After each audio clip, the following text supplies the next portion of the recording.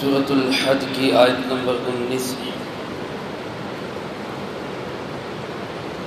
الحمدللہ وکفی وسلام علی عبادہ الذین اصطفی، خصوصاً علی سید الرسل وخاتم الانبیاء وعلی آلہ واصحابہ الاتقیاء۔ اما بعد فاعوذ باللہ من الشیطان الرجیم، بسم اللہ الرحمن الرحیم۔ هذان خصمان اختصموا في ربهم فالذين كفروا قطعت لهم ثياب من نار يصب من فوق رؤوسهم الحميم يصهر به ما في بطونهم والجلود ولهم مقامع من حديد كلما أرادوا أن يخرجوا منها من غم أعيدوا فيها وذوقوا عذاب الحريق۔ إن الله يدخل الذين آمنوا وعملوا الصالحات جنات تجري من تحتها الأنهار يحلون فيها من أساور من ذهب ولؤلؤا ولباسهم فيها حرير وهدوا إلى الطيب من القول وهدوا إلى صراط الحميد۔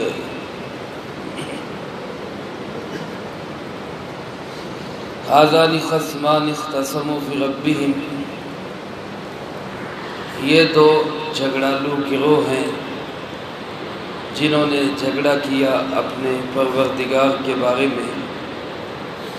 فالذین کفروا، بس وہ لوگ جنہوں نے کفر کیا، قطعت لهم ثیاب من نار، ان کے لیے کاٹے جائیں گے کپڑے آگ کے، یصب من فوق رؤوسهم الحمیم، ڈالا جائے گا ان کے سروں کے اوپر کھولتا ہوا پانی، یصہر به ما فی بطونہم والجلود، جس سے پگھل جائے گا وہ سب کچھ جو ان کے پیٹوں میں ہے اور ان کی کھالیں، وَلَهُمْ مَقَامِعُ مِنْ حَدِيدٍ، اور ان کے لیے ہتھوڑے ہوں گے لوہے کے، كُلَّمَا أَرَادُوا أَن يَخْرُجُوا مِنْهَا، جب بھی وہ ارادہ کریں گے کہ وہ اس جہنم سے نکلیں، من غم، اور اس غم سے نجات حاصل کریں، اعیدوا فیہا، ان کو واپس اس میں لوٹا دیا جائے گا،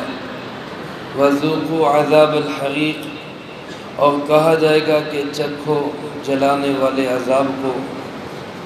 ان اللہ یدخل الذین آمنوا وعملوا الصالحات، بے شک اللہ پاک داخل کریں گے ایمان والوں کو اور ان لوگوں کو جنہوں نے اچھے اعمال اختیار کیے، جنات، ایسے باغات میں، تجری من تحتها الانہار، جن کے سامنے نہریں چل رہی ہوں گی، یحلون فیہا من اساور من ذہب ولؤلؤا، وہ پہنائے جائیں گے اس جنت میں کنگن سونے کے اور موتی کے، وَلِبَاسُهُمْ فِيهَا حَرِيرٌ، اور ان کا لباس وہاں ریشم کا ہوگا، وَهُدُوا إِلَى الطَّيِّبِ مِنَ الْقَوْلِ، اور یہی وہ لوگ ہیں جو پاکیزہ بات کی طرف ہدایت دیے گئے، وَهُدُوا إِلَى صِرَاطِ الْحَمِيدِ، اور یہی وہ لوگ ہیں جو تعریفوں والے اللہ کے راستے کی طرف ہدایت دیے گئے۔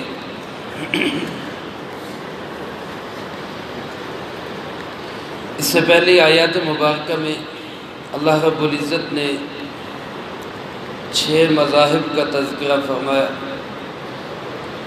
جن میں سے ایک سچا مذہب، نجات پانے والا مذہب، مذہب اسلام، جناب محمد کریم صلی اللہ علیہ وسلم کے پیروکار، اور اس کے مقابلے کے اندر دوسری طرف اس سچے اسلام کے منکر، رسول اللہ صلی اللہ علیہ وسلم کے باغی، اللہ کے نافرمان، وہ یہودیوں کی شکل میں ہو، وہ عیسائیوں کی شکل میں ہو، وہ مجوسی اور صابی کی شکل میں ہو یا وہ مشرک کی شکل میں ہو، یہ مختلف مذاہب اللہ پاک ارشاد فرماتے ہیں کہ ان کے درمیان اللہ فیصلہ فرمائیں گے۔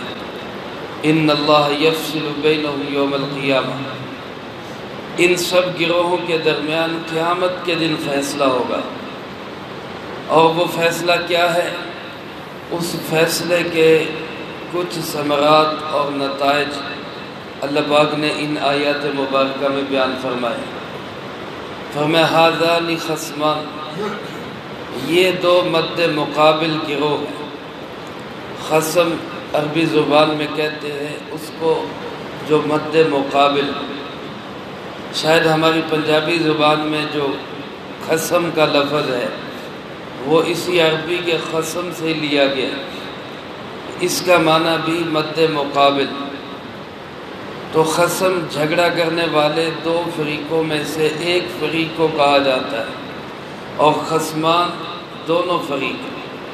فرمایا یہ دو فریق ہیں، ایک ایمان والوں کا، ایک کافروں کا، چاہے وہ کوئی بھی ہو۔ پہلے بھی کئی دفعہ عرض کر چکا ہوں، رب العالمین کے نزدیک انسانیت کی اگر کوئی تقسیم ہے تو وہ یہ دو ہی تقسیمیں ہیں، یا مومن یا کافر، اس کے علاوہ تیسری کوئی تقسیم نہیں۔ باقی جتنی تقسیمیں انسانیت کی بنی ہوئی ہیں یہ سب بنائی گئی، یہ خود ساختہ، بلکہ اس سے بڑھ کر یہ کہہ لیں کہ یہ کفار کی سازش ہے جو انہوں نے ہم مسلمانوں کو مختلف تقسیموں کے اندر تقسیم کر دیا، عربی، عجمی، یہ ایرانی، پاکستانی، افغانی، ترانی، یہ ساری تقسیمات، صوبائی، لسانی، مذہبی، علاقائی، یہ سب ایک سازش کا حصہ ہے۔ اصل ہماری تقسیم میرے محترم دوستو وہ دو ہی تقسیمیں ہیں، یا مومن یا کافر۔ تو اللہ پاک ارشاد فرماتے ہیں یہ جو دو گروہ ہیں جنہوں نے اپنے رب کے بارے میں جھگڑا کیا۔ رب کے بارے میں جھگڑے کا مطلب کہ عقیدہ مختلف کر دیا۔ ایک ایمان والوں کا عقیدہ ہے کہ اللہ وحدہ لا شریک ہے، اس کا کوئی ساتھی اور شریک ہرگز نہیں، اور ایک کافروں کا عقیدہ ہے، وہ کہیں عزیر علیہ السلام کو اللہ کا شریک بناتے ہیں، کہیں عیسیٰ علیہ السلام کو اللہ کا بیٹا اور شریک بناتے ہیں، کہیں بہت سارے بتوں مجسموں کو اللہ کا ساجی اور شریک بناتے ہیں، کہیں آگ کی پوجا کر رہے ہیں، کہیں سورج کی پوجا کر رہے ہیں۔ وہ جس انداز سے بھی ہوں، جس شکل کے مرضی پجاری ہوں، وہ ایک طرف ہے اور اللہ کو ماننے والے ایک طرف ہیں۔ فرمایا یہ دو گروہ ہیں جو رب کے بارے میں جھگڑے میں پڑے ہوئے ہیں، ان کے درمیان فیصلہ ہوگا۔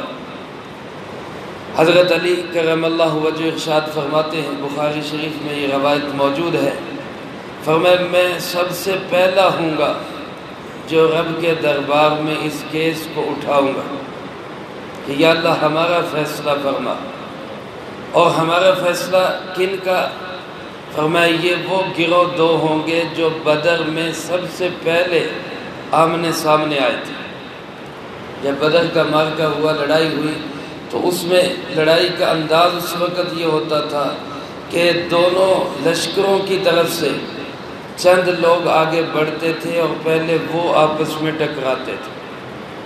مسلمانوں کی طرف سے حضرت علی، حضرت حمزہ اور حضرت عبیدہ ابن الحارث رضی اللہ تعالی، یہ تینوں حضرات آگے آئے اور انہوں نے چیلنج کیا، ہے کوئی ہمارے مقابلے میں آنے والا؟ تو کافروں کی طرف سے عتبہ اور شیبہ، دونوں بھائی، ربیعہ کے بیٹے، اور اسی عتبہ کا بیٹا ولید، یہ تینوں آگے آئے، اور اللہ کی شان، پہلے ہی حلے میں ان حضرات نے ان تینوں کو جہنم واصل کر دیا۔ اور ایمان والوں میں سے حضرت علی اور حضرت حمزہ رضی اللہ تعالیٰ عنہ تو بالکل ٹھیک ٹھاک واپس آئے۔ حضرت عبیدہ بن الحارث شدید زخمی ہوئے اور زخمی ہو کر واپس رسول اللہ صلی اللہ علیہ وسلم کے قدموں میں آ کے گرے اور وہیں جام شہادت نوش فرمائے۔ تو حضرت علی فرماتے ہیں میں اللہ کے دربار میں عرض کروں گا کہ پہلے ہمارا فیصلہ کیا جائے، یہ ہمارے مقابلے میں کیوں آئے تھے؟ ہمارا خاندان، ہمارا خون، ایک ہی خاندان کے لوگ کس لیے ہمارے سامنے آئے تھے؟ اور اللہ پاک فرماتے پھر جب فیصلہ ہوگا تو وہ فیصلہ کیا ہوگا؟ ایک طرف کافروں کا انجام بتلایا، پھر اس کے بعد ایمان والوں کا بہترین اور خوبصورت ان کا جو آخرت میں انعام ہوگا اس کا تذکرہ فرمایا فالذین کفروا، جو لوگ کافر ہوں گے ان کا لباس کیسا ہوگا؟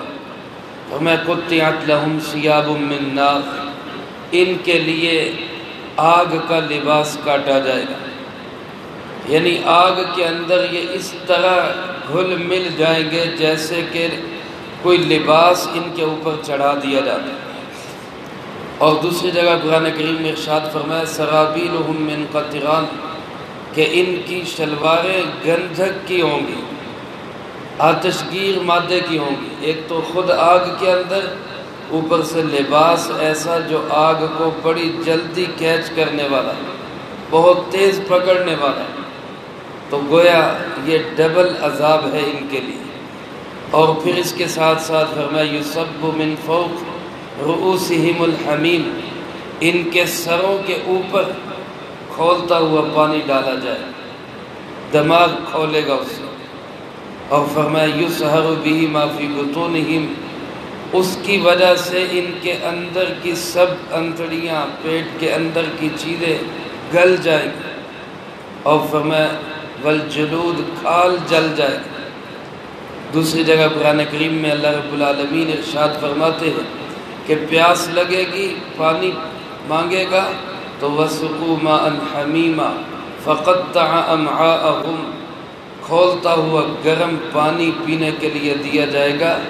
پیاس کی شدت اتنی ہوگی کہ اس کو بھی پی جائے گا، اور اس کی وجہ سے یشوی الوجوہ، پہلے منہ سڑے گا اور پھر اندر کی سب انتڑیاں کٹ جائیں گی۔ یہ ان کا پینا ہوگا۔ اور فرمایا وَلَهُمْ مَقَامِعُ مِنْ حَدِيدٍ، اس کے ساتھ لوہے کے ہتھوڑے فرشتوں کی طرف سے مار کے لیے، وہ ماریں گے اس کے ساتھ ساتھ۔ اب یہ سب کچھ بھگتے گا، موت نہیں آئے گی، چمڑے جل جائیں گے، کھالیں جل جائیں گی، جسم کٹے گا، لیکن موت نہیں آئے گی، پھر ویسے کا ویسا ہو جائے گا۔ اللہ پاک فرماتے پھر نکلنا چاہیں گے، کلما ارادوا ان یخرجوا منہا من غم، جب بھی ارادہ کریں گے کہ اس غم اور خوفناک اور اندوناک صورتحال سے نکل جائیں، اعیدوا فیہا، فرشتے مار مار کے پھر واپس لوٹا دیں، وذوقوا عذاب الحریق، اور اوپر سے ڈانٹتے ہوئے کہیں گے چکھو چکھو اس جلانے والے عذاب کا مزہ، اس کے ذائقے کو چکھو۔ آپ دنیا کے اندر تمہیں کہا جاتا رہا اللہ کو مان لو، اللہ کی مان لو، رسول اللہ صلی اللہ علیہ وسلم کے پیچھے پیچھے چلو، لیکن تم اپنی مرضی پہ زندگی گزارنا چاہتے تھے۔ اب چکھو اس عذاب کے، جلانے والے آگ کے عذاب کو۔ یہ تو انجام ہوگا ایک گروہ کا جو اللہ کے مخالف ہیں، باغی ہیں، اور دوسری طرف جنہوں نے اللہ کے دامن کو تھاما، رسول اللہ صلی اللہ علیہ وسلم کے پیچھے پیچھے چلے۔ قرآن پاک کا کیا خوبصورت انداز ہے کہ جہاں ایک طرف ڈراوا اور دھمکی دے دی، اور وہیں ساتھ قرآن کریم نے ترغیب بھی دے دی، شوق بھی دلا دیا۔ صرف ترغیب اور ڈرانے سے نہیں کہ لوگ مایوس نہ ہو جائیں، اس کے ساتھ ساتھ شوق دلایا کہ آؤ اللہ کی طرف آ جاؤ، رسول اللہ صلی اللہ علیہ وسلم کی طرف آ جاؤ۔ تو پھر کیا ہوگا؟ فرمایا ان اللہ یدخل الذین آمنوا، اللہ اپنی رحمت سے داخل کریں گے ایمان والوں کو، وعملوا الصالحات، اور جنہوں نے اپنے اعمال کو سنوارا، خوبصورت بنایا، اللہ ان کو داخل کریں گے جنات، ایسے باغات میں، تجری من تحتی الانہار، جن کے سامنے نہریں چل رہی ہوں۔ بہت خوبصورت لوکیشن کے اندر آج لوگ دیکھنے کے لیے جاتے ہیں ایسے مقامات کو۔ کوئی مری جا رہا ہے، کوئی گلگت جا رہا ہے، سوات جا رہا ہے، کلام جا رہے ہیں، لوگ ایسے مقامات کو دیکھیں، لیکن یہ مقامات اس کا کیا مقابلہ کر سکتے ہیں جو خوبصورتی اللہ نے جنت کے اندر بنائی۔ اور پھر چھوٹی سی جگہ نہیں، آخری جنتی کو جو بالکل آخر میں لاسٹ میں جنت میں جائے گا، اس کی جنت بھی اس دنیا سے رقبے کے لحاظ سے 10 گنا بڑی ہوگی۔ اور پھر یہ جو جنت ملے گی، یہ نہیں کہ عارضی طور پر دنیا کے اندر کسی کو کتنی بڑی جگہ مل جائے، جاگیر مل جائے، کنالوں کے حساب سے اس کے مکان اور محل ہوں، عارضی ہیں، چلا جائے گا، چھوڑ جائے گا۔ اور قبر ایک جیسی ہے، تقریباً ایک جتنی ہوتی ہے سب کی، لیکن وہاں جو ملے گا وہ مالکانہ حقوق ہیں، ہمیشہ کے لیے، جو کبھی چھینا نہیں جائے گا۔ یہ تو وہاں کی رہائش ہے، اور اس رہائش کے ساتھ ساتھ لباس کیسا ہوگا، فاخرانہ خوبصورت لباس، جنتی جوڑے۔ اور حدیث پاک میں آتا ہے جنتی لوگوں کا جو لباس ہوگا، ایسے قرآن کریم میں آگے آ رہا ہے، ریشم کا لباس۔ اور وہ ریشم جنت کے پودوں سے، جنت کے اندر درخت ہوں گے، پودا ہوگا، اس پودے پہ پھول پھل لگیں گے، اس پھل میں سے لباس نکلے گا، اور جنتی جیسا چاہے گا، رنگ، ڈیزائن، جس قسم کا، روزانہ جوڑا بدلے، تھوڑی دیر کے بعد جوڑے بدلے، اس پہ کوئی پابندی نہیں ہو۔ اور یہ تو لباس ہے، اللہ پاک فرماتے اس سے بڑھ کر یہ کہ یحلون فیہا من اساور من ذہب، اس کو ایسے جنتیوں کو، ایمان والوں کو وہاں پہ کنگن پہنائے جائیں گے، ہاتھوں کے اندر کنگن ہوں گے سونے کے، ولؤلؤ اور موتیوں کے۔ اب سوال ذہن میں آتا ہے کہ یہ جو کنگن ہے یہ پہننا، یہ تو خواتین کا کام ہے، مردوں کے لیے تو کنگن کوئی خوبصورتی کی علامت نہیں یا کوئی اچھا نہیں سمجھا جاتا دنیا کے اندر، تو یہ جنت میں کیسے نعمت ہوگا؟ تو علماء فرماتے ہیں کہ ایک اصل بات ہے رواج کی، جو چیز رواج میں نہیں ہوتی وہ خوبصورت نہیں لگتی، وہ عجیب لگتی ہے، لیکن جب وہی چیز رواج کے اندر آ جاتی ہے تو پھر وہی چیز خوبصورت لگنے لگ جاتی ہے، وہی چیز اچھی لگنے لگ جاتی ہے۔ اب ہمارے رواج میں چوڑی دار پاجامہ مردوں کے لیے پہننا نہیں ہے، کوئی یہاں پہن لے تو بڑا عجیب سا لگتا ہے، جیسے کوئی عجیب پتلی سی ہے، لیکن بعض علاقے ایسے جہاں مردوں کا رواج ہی پاجامہ پہننے کا، تو وہ وہاں پہنتے ہیں، ان کی خوبصورتی اس میں محسوس ہوتی ہے۔ تو یہ لباس اپنے رواج پہ ہوتا ہے، خوبصورتی کے لیے ہوتا ہے، اس میں زینت بھی دیکھی جاتی ہے اور اس میں ستر کا چھپانا بھی دیکھا جاتا ہے، خوبصورت بھی لگے، ستر کو بھی چھپائے۔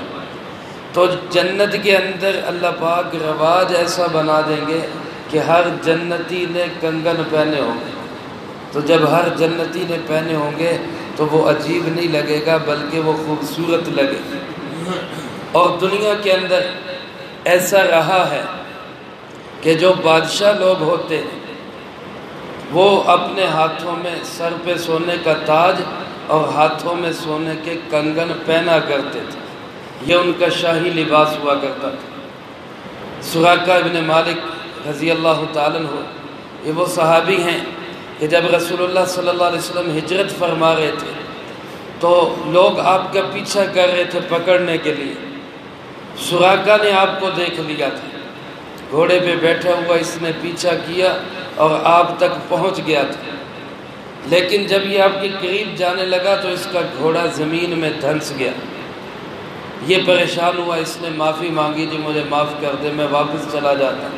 آپ نے دعا کی، دوبارہ گھوڑا زمین سے نکلا، اس نے پھر پیچھا کیا، پھر دھنس گیا۔ پھر معافی مانگی، آپ نے پھر دعا کی، پھر بچ گیا، پھر تیسری دفعہ پیچھے آیا، پھر دوبارہ تیسری دفعہ بھی زمین میں دھنس گیا، پھر کہنے لگا جی سچے دل سے معافی، آپ مجھے واپس جانے دیں، میں واپس جاتے ہوئے لوگوں سے بھی کہتا جاؤں گا کہ ادھر کوئی نہیں ہے، میں دیکھ آیا۔ آپ نے پھر رحمت کائنات رحمت للعالمین نے دعا کر دی، نجات مل گئی، اور آپ نے فرمایا سراقہ ایک وقت آئے گا، اب تو میرا پیچھا ہو رہا ہے، پھر ایسا وقت آئے گا میں اقوام عالم کا پیچھا کروں گا، دنیا جہان کے بادشاہ میرے زیر نگی ہوں گے، اور جب کسریٰ فتح ہوگا تو کسریٰ کے سونے کے کنگن تیرے ہاتھوں میں پہنائے جائیں گے۔ اب سراقہ اس کو سن کے پریشان کہ یہ کیا جان بچانے کے لیے بھاگ رہے ہیں اور کسریٰ کو فتح کرنے کے خواب دیکھیں۔ اس زمانے میں کسریٰ ایسی بڑی طاقت سمجھا جاتا تھا جیسے آج امریکہ کو بڑی طاقت سمجھا جاتا ہے کہ اس سے کون لڑ سکتا ہے۔ تو بڑے حیران ہوئے، واپس آ گئے، لیکن پھر حضرت عمر رضی اللہ تعالیٰ عنہ کے دور خلافت میں جب ایران فتح ہوا اور کسریٰ کا مال غنیمت آیا تو اس میں اس کے وہ سونے کے کنگن بھی آئے۔ تو سراقہ نے عرض کی امیر المومنین رسول اللہ صلی اللہ علیہ وسلم نے مجھ سے وعدہ کیا تھا کہ وہ کنگن تمہیں پہنائے جائیں۔ حضرت عمر رضی اللہ تعالیٰ نے فرمایا کہ پہنا تو ہم نہیں سکتے کہ شریعت کا حکم ہے، مرد کے لیے سونا حرام ہے، لیکن آپ صلی اللہ علیہ وسلم نے تیرے لیے کہا تھا لہذا دے تجھے رہے، اپنی خواتین میں استعمال کرو، کسی اور کام میں لگاؤ، پہننے نہیں۔ تو گویا یہ بادشاہوں کا ایک لباس تھا، اس کا حصہ تھا، کنگن پہنا کرتے تھے۔ تو اللہ فرماتے ہیں ہم جنتیوں کو ایسے بادشاہوں والا لباس دیں گے جس میں ان کے ہاتھوں میں سونے اور موتی کے کنگن بھی ہوں۔ اور فرمایا وَلِبَاسُهُمْ فِيهَا حَرِيرٌ، ان کا لباس وہاں ریشم کا ہوگا، ریشمی لباس۔ مرد کے لیے دنیا کے اندر ریشمی لباس حرام ہے، ممنوع ہے، اس کو رسول اللہ صلی اللہ علیہ وسلم نے سختی سے منع کیا، بلکہ ایک حدیث مبارک میں ارشاد فرمایا جو جنت کے اندر ریشمی لباس پہنے گا، دنیا کے اندر جو ریشمی لباس پہنے گا، جس مرد نے دنیا کے اندر ریشمی لباس پہنا وہ جنت کے ریشمی لباس سے محروم رہے گا۔ علماء لکھتے ہیں کہ اگر وہ جنت میں گیا بھی تو اس کو وہاں ریشمی لباس نہیں ملے گا۔ اسی طرح فرمایا جس نے دنیا کے اندر شراب پی وہ جنت کے اندر اللہ کی شراب طہور سے محروم رہے گا۔